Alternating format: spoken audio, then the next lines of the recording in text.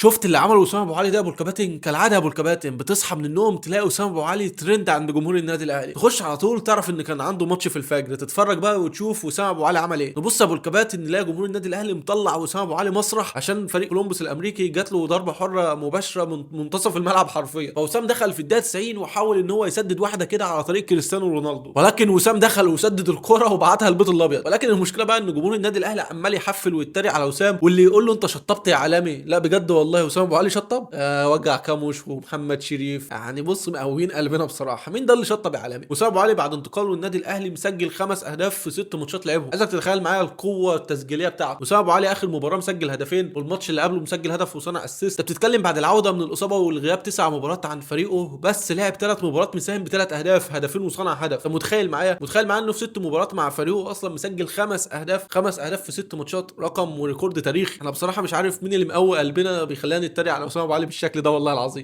يخرب بيتك يا كاموش خلّيتنا ننسى أسامة أبو علي ونتريق عليه كمان.